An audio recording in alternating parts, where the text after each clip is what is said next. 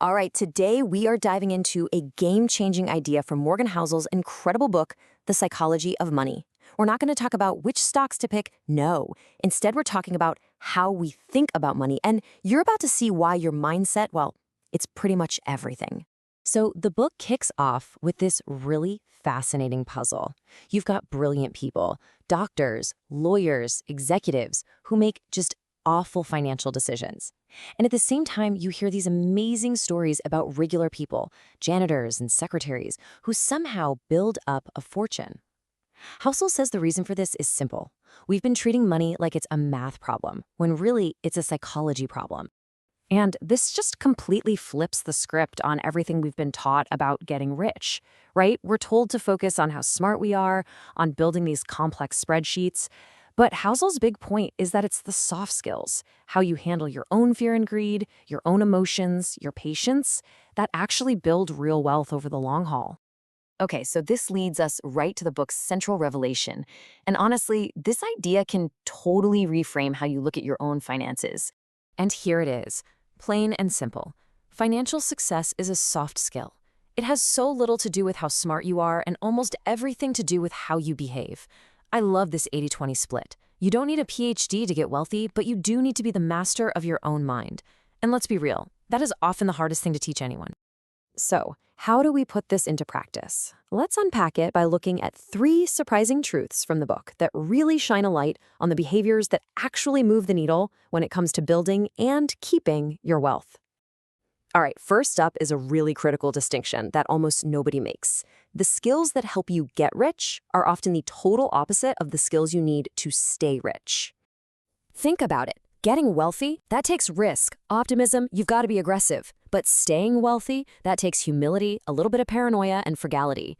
You have to switch from playing offense to playing defense. And that's a switch a lot of people just can't make. It's why so many fortunes are made and then lost. And here's the bottom line. Your money can't grow if you get wiped out along the way. Survival, just staying in the game and not blowing up, is the foundation for any long-term success. It might not sound exciting, but trust me, it is everything. Now, our second truth is a real mind-bender, especially today. We're trained to think wealth is what we see, the fancy car, the big house, the Instagram vacations.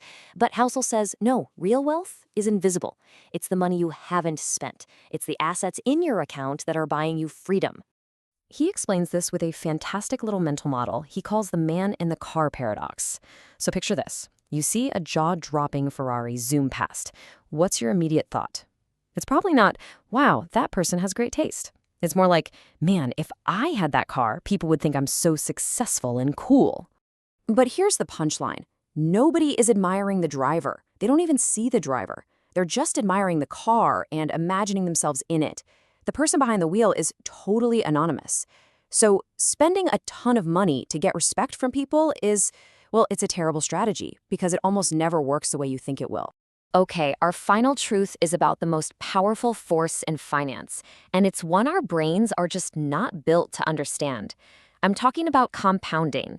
It's that simple, magical idea where your money starts making its own money, and things grow exponentially, not just in a straight line.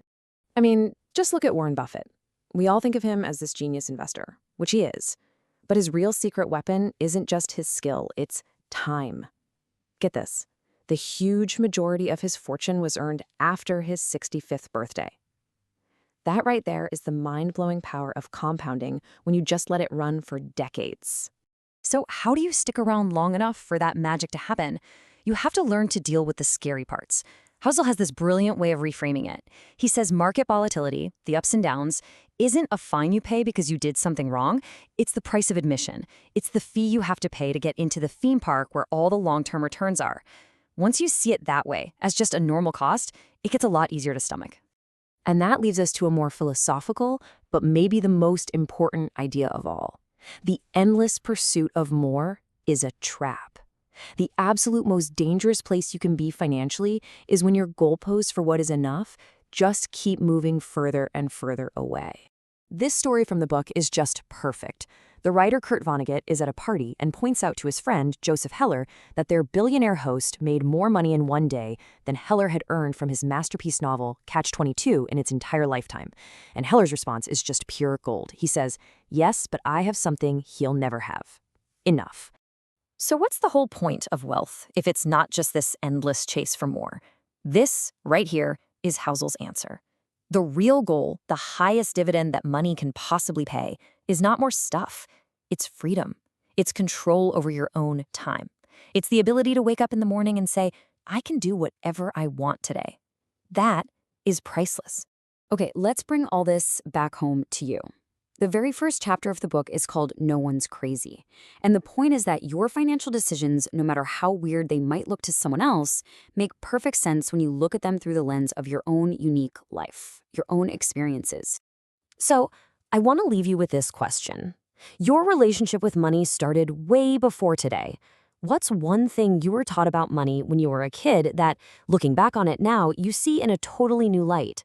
Because understanding your own psychology, your own story, that's the first and most important step to building a better financial life.